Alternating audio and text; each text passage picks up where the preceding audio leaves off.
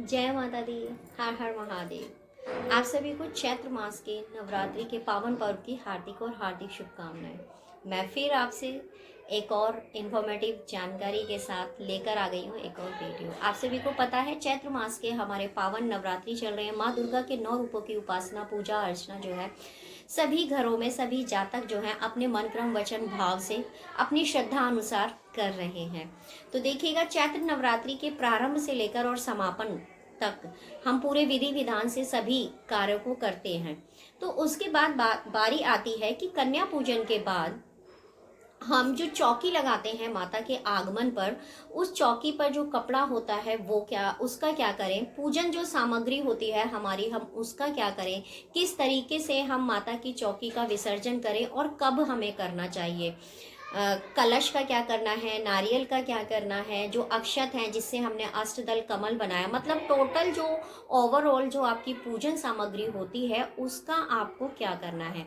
तो ये वीडियो आपके लिए बहुत ही इम्पॉर्टेंट है, क्योंकि कुछ लोग क्या करते हैं कि जो भी पूजन सामग्री होती है उसको ले जाकर के पॉलीथीन में इकट्ठा किया और किसी पेड़ के नीचे छोड़ आते हैं, और कूड़े वाली जब गाड़ी आती है तो उसको वो उठा करके ले जाती है, और आपकी इतने दिन की जो भावना, जो श्रद्धा, जो पॉजिटिव वाइब्स होती हैं वो सारी एक ऐसी गंदी जगह जाकर चली जाती हैं। तो उसका, उस कार्य से, उसकी जो अशुभता का जो फल है उससे बचने के लिए मैं आज आपको कुछ ऐसी बातें बताऊंगी, ऐसे कुछ उपाय और ऐसे कुछ कार्य जो आपका सामान आपके घर में रहे, आपकी पूजा का जो फल है, आपने जो अग्यारी धूप दीप जो माता को दान किए हैं, उनकी जोत वगैरह जो बची हुई हैं, क्योंकि उनके अंदर क्या है कि पॉजिटिव वाइब्स छुपी होती हैं, उनके अंदर सकारात्मक एक ऊर्जा होती है जो आप अपने घर से बाहर क्यों किसी को दें, क्यों अपने घर से बाहर आप लेकर के जाएं। तो ये वीडियो आप अंत तक ज़रूर देखिएगा। अगर आप मेरे चैनल पर नए हैं तो चैनल को सब्सक्राइब ज़रूर कीजिएगा, प्रेस कीजिएगा बेल आइकन को, जिससे कि मेरे आने वाले सभी वीडियो के नोटिफिकेशन आपको मिल सकें। तो जय माता दी, हर हर महादेव। आप सभी को पता है कि सभी ने अपने घर में माता रानी की चौकी लगाई है, लाल या पीले रंग का कपड़े का इस्तेमाल किया है। तो सर्वप्रथम मैं बता दूं, जब हम अपने घर से किसी भी जैसे हमारे घर में कोई अतिथि आता है, उसके आगमन पे हम स्वागत करते हैं, जब वो जाता है तो उसको विदाई जब हम करते हैं तो कुछ उसे हम देते हैं दक्षिणा के रूप में। ना तो खाली पेट भेजते हैं और ना ही हम खाली हाथ उसको भेजते हैं। तो ऐसे ही माता का भी आपको करना है। आपको चौकी और माता का विसर्जन कब कब हटाना है, कब विसर्जन करना है, 10वीं तिथि को, चाहे किसी के अष्टमी पूजन होता हो और चाहे नवमी पूजन होता हो, जो चौकी और माता का विसर्जन है, चौकी की पूजन सामग्री है, वो आपको 10वीं तिथि को ही हटानी वहां से चाहिए, मतलब बढ़ाना चाहिए वो सारा सामान वहां से। तो आपको क्या करना है, 10वीं तिथि आपको याद ध्यान रखनी है। तो इस बार 10वीं तिथि कब है आपकी, 7 अप्रैल को। 10वीं तिथि है आपकी 7 अप्रैल को। तो 7 अप्रैल 2025 को आपको माता रानी की चौकी का आपको उठाना है।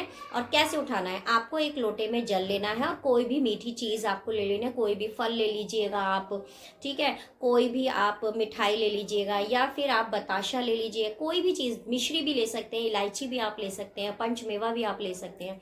तो इस तरीके से आपको एक पात्र में रख लेना है, लोटे में जल ले लेना है और माता की चौकी के आगे आपको समक्ष खड़ा हो जाना है और उनको भोग अर्पित करना है। भोग अर्पित करना है क्योंकि आप विदाई कर रहे हैं, ठीक है। तो आपको भोग अर्पित करना है, कहते हैं ना कलेवा आपको देना है। तो कहते हैं माता रानी आपकी 9 दिन मैंने पूजा अर्चना की, और जिस तरह आप मेरे घर पे विराजमान हुई, आज आपका जो है मतलब विदाई का जो समय है, आपकी जो ये चौकी वगैरह है ये मैं आज उठा रही हूँ। कन्या पूजन मैंने अपने संपूर्ण भाव से किया, आपकी 9 दिन मैंने पूजा उपासना की, उसी भाव को आप स्वीकार करना। पूजा अर्चना में कोई गलती हो गई हो इन 9 दिनों तो मुझे क्षमा करना, क्षमा करना। और ये भोग मैं आपको अर्पित कर रही हूँ, इसको ग्रहण करना और खुशी खुशी आप मेरे घर से विदाई होना और अगले नवरात्रि में फिर से आप मेरे घर आना। तो इस तरीके से भोग अर्पित करके जो जल है उसको चारों तरफ ऐसे एंटी क्लॉकवाइज पूरी चौकी पर ऐसे घुमा करके आपको रख देना है। फिर उसके 2 सेकंड बाद आपको क्या करना है, वो सारी चीज वहां से उठा लेनी है जो भोग में आपने रखा है, और जल भी उठा लेना है। सर्वप्रथम आपको क्या करना है कि जो आपने कलश स्थापना की हुई है, कलश स्थापना का आपको क्या करना है कि जो कलश का जल है वो आपको उठाकर अपने पास रख लेना है, और उसके अंदर जो सामग्री आपने डाली है, हल्दी आपने डाली है, सिक्का, लौंग, इलायची, आपने जो डाला है वो सारी चीज़ आपको निकाल लेनी है और जल को पहले पूरे घर में आपको छिड़कना है। छिड़कने के बाद उस जल को किसी पौधे में आपको देना है, किसी पौधे में आपको उस जल को देना है पहले पूरे, क्योंकि 9 दिन तक उस जल की आपने पूजा अर्चना की है तो बता नहीं सकती कि कितनी उसके अंदर सकारात्मक ऊर्जा है। आप उस जल को है ना ग्रहण भी कर सकते हैं। जी हाँ, आप उस जल को अमृत बन गया है वो आपके लिए, तो आप उस जल को जो है परिवार के सदस्यों को वितरण भी कर सकते हैं। आप अपने घर में उसको छिड़कना भी है और जो जल आपका बच जाता है उसको आप अपने तुलसी क्यारी के पौधे में आप समर्पित कर सकते हैं। अब बात आती है पूर्ण पात्र की। जो पूर्ण पात्र आपने रखा, पूर्ण पात्र के अंदर जो अक्षत है उन अक्षत को आप जो है एक पोटली बना लीजिएगा और जो आपकी किचन में जो आपका धन का मतलब जो चावल का बॉक्स है उसके अंदर आप उसको रख दीजिएगा। और कभी भी आपकी किचन में जो है ना अन्नपूर्णा माँ कभी भी किसी भी प्रकार की जो है कमी नहीं होने देगी। अब बात आती है जो आपने भेंट नारियल जो रखा था, कुछ लोग क्या करते हैं कि उस नारियल को कन्या पूजन के दिन जो है वितरित कर सकते हैं। तो देखिएगा यहाँ मैं कोई हस्तक्षेप नहीं करूँगी, जैसा आप करते हैं वैसा आप कर सकते हैं, लेकिन पर्सनली मैं आपको कहूँगी कि उस नारियल को जो है जो पान सुपारी और जो आपने भेंट बांधी थी उसको उठा करके आपको जो है उस चुन्नी में बांध करके अपनी धन की तिजोरी में रख देना है। और वो जो नारियल है अलग लाल कपड़े में बांध करके वो भी आपको अपने किसी ऐसे शुद्ध स्थान पर या मंदिर में या फिर अपने अलमारी में शुद्ध स्थान पर आपको रख देना है। और जो विश आपने पहले दिन मांगी थी, प्रथम नवरात्रि के दिन मांगी थी, जब वो विश कंप्लीट आपकी हो जाती है तो जो उसमें पैसे थे, पान सुपारी और कुछ आपने दक्षिणा रखी थी और वो जो नारियल था दक्षिणा का आप प्रसाद लेकर के बांट दीजिएगा और सारी चीज़ जो है आप जल में प्रवाहित कर दीजिएगा जब आपकी विश कंप्लीट हो जाती है। और जो लोग वितरण करते हैं तो वो वितरण कर सकते हैं, इस चीज़ में मैं हस्तक्षेप नहीं करूँगी। तो ये हो गया। और जिससे जहाँ पर हमने माता रानी को मतलब विराजमान किया था वहाँ पर हमने अक्षत का डेली हमने पुष्प चढ़ाए हमने उनको, और हमने अष्टदल कमल बनाया। तो जिनसे हमने अष्टदल कमल बनाया था और ज्योत जहाँ पर प्रज्वलित की थी वहाँ पर भी हमने अष्टदल कमल बनाया। तो उन अक्षत का आपको क्या करना है, उन अक्षत को आपको पक्षियों को डाल देना है। सारे अक्षत इकट्ठे करके पक्षियों को डाल देना है। और जितने भी फूल आपने इस्तेमाल किए सारे फूलों को सुखा लीजिएगा, सारे फूलों को सिखा लीजिएगा। ध्यान रखिएगा आपकी पूजन सामग्री कोई भी आपके घर से बाहर नहीं जानी चाहिए, पूजन सामग्री कोई भी आपके घर से बाहर नहीं जानी चाहिए। तो वो पुष्प आप सुखा लीजिएगा और आपके घर में गमले आदि या कुछ भी है आपके घर में तो आप उसे मिट्टी में दबा दीजिएगा। ये हो गया आपका।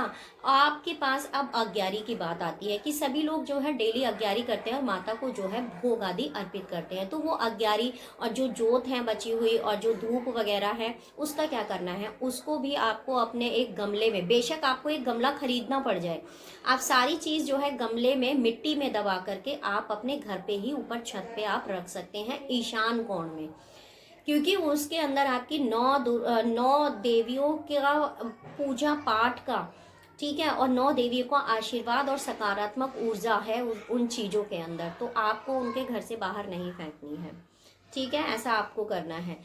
ये सारी चीज़ें आपने कर ली। अब बात आती है चौकी का कपड़ा और माता कि देखिएगा ये जो नवरात्रि होते हैं इसमें माता का विसर्जन नहीं किया जाता है। आपने जो भी प्रतिमा आपने चौकी पर विराजमान की है, भगवान गणेश जी, माता जी, लांगूर बलवीर, जो भी प्रतिमा आपने चौकी पर स्थापित की है उनको जो है गंगा जल के छींटे दे करके, आपको गंगा जल के छींटे दे करके और अपने मंदिर में यथा स्थान पे उनको विराजमान आपको कर देना है। जो भी उनका स्थान है वहाँ पर आप उनको विराजमान कर दीजिएगा और कह दीजिएगा कि हे माँ, हे गणेश, हे सभी देवी देवता जो है आप मतलब अपने यथा स्थान पर विराजमान हो, ऐसे करके करना है। और एक चीज़ और मैं बता दूं कि जब आप चौकी का विसर्जन आदि कर रहे हो तो आपको ये चीज़ ज़रूर ध्यान रखनी है कि आपको बोलना है कि जितने भी देवी देवताओं का आह्वान मैंने पहले दिन किया था, सभी देवी देवताओं को मैं ये भोग आदि अर्पित कर रही हूँ और आप अपने यथा स्थान पर पहुँचे और माता दुर्गा जो है अपने यथा स्थान पर पहुँचे और कभी भी मेरा साथ आपको नहीं छोड़ना है, ऐसा आपको कहना है। ये सब चीज़ कहनी है। और जो पीले और लाल रंग का जो कपड़ा आपने बिछाया है आप उसको कपड़े को धो करके दोबारा पूजा में आप इस्तेमाल कर सकते हैं। तो इस तरीके से सभी पूजन सामग्री का आपको इस्तेमाल करना है। अब बात आती है जो आपने खेतरी बोई है उसका क्या करना है। तो खेतरी की आपने नौमी अष्टमी वाले दिन पूजा की होगी, उसके बाद 10वीं तिथि को सारी खेतरी को आपको लेके जाना है अपनी छत पर, और एक बाल्टी ले लेनी है, शुद्ध बाल्टी, जो आप जिसमें आप कभी कपड़े आदि ना धोते हो। ठीक है, आप अपनी किचन की बाल्टी का इस्तेमाल कीजिएगा, क्योंकि उसमें कभी कपड़े आदि नहीं धोए जाते। तो उसमें थोड़ा सा गंगा जल डालिएगा, दूध डालिएगा और गुलाब की पत्ती डालिएगा। ले जा करके आपको छत पे ले जाना है। अपने छत पर आप ये कार्य नीचे भी कर सकते हैं। तो वो सारे जो है ना जो मिट्टी सहित या आपने रेती में बोए हैं, तो वो जो ज्वारे हैं वो उसमें कर दीजिएगा, विसर्जन कर दीजिएगा उनका। मिट्टी मिट्टी नीचे रह जाएगी और पानी भी होगा उसमें। तो वो मिट्टी और पानी सहित आपको क्या करना है, सारा पानी और वो मिट्टी सभी पौधों में, आपके घर में पौधे लगे हैं ना, वो सभी उसमें डाल दीजिएगा। सभी के घर में आजकल पौधे होते हैं। और अगर आप ऐसा नहीं कर सकते तो आपको ध्यान रखना है, ये जल किसी भी शुद्ध स्थान पर, जैसे मंदिर में अगर गमले लगे हुए हैं तो इस जल को मंदिर में आप डाल कर आइए, मंदिर के गमलों में, मतलब किसी पवित्र जगह ही इस जल को आपको छोड़कर आना है। और जो ज्वारे हैं आपकी, उन ज्वारों को आप काट लीजिएगा। काट कर थोड़ी सी आपको क्या करना है, अपनी धन की तिजोरी में रखना है। जो आपका पान सुपारी और जो दक्षिणा थी ना, उसमें मिक्स करके आपको धन की तिजोरी में रखना है। और सभी ज्वारों का आप जूस बनाकर भी पी सकते हैं पूरे घर में आप। और अगर आप नहीं पीना चाहते हैं तो आप इनको जो है मिट्टी में आप दबा सकते हैं, अपने गमले की मिट्टी में। जो भी सामग्री आप है ना, वो आप अपने गमले की मिट्टी में आप दबा सकते हैं। दोनों ही कार्य आप कर सकते हैं। कोई भी किसी भी तरीके का ज्वारों को कट करके उनका जूस बनाकर पीना, इसका कोई भी साइड इफेक्ट नहीं है और किसी भी प्रकार की आपको हानि भी नहीं होगी और कोई गलत कार्य भी ये नहीं है।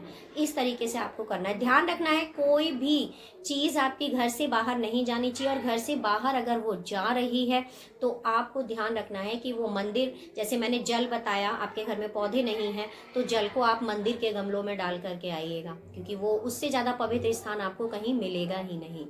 तो ये जानकारी थी कि जो पूजन सामग्री हमने 9 दिन माता की पूजा, और जो पूजन सामग्री बची, आपका लौंग बच गई, इलायची बच गई, कपूर बच गया, रोली आदि, जो भी पूजा करने की जो पूजन सामग्री थी वो आपकी बच जाती है, तो उसको भी आप दोबारा इस्तेमाल पूजा में कर सकते हैं। वो किसी भी प्रकार से अशुद्ध आपकी नहीं होती है।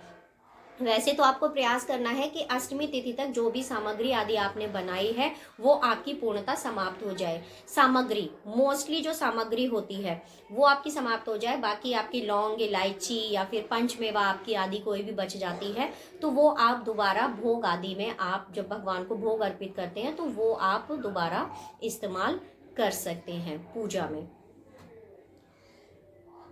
लास्ट में जब आपका सारे कार्य हो जाता है तो वहाँ जहाँ आपकी चौकी लगी हुई थी तो वहाँ पर आपको थोड़े से गंगा जल के छींटे दे करके वहाँ पर एक स्वास्तिक का साइन आपको ज़रूर बनाना है और अक्षत और पुष्प से उसकी पूजा करनी है।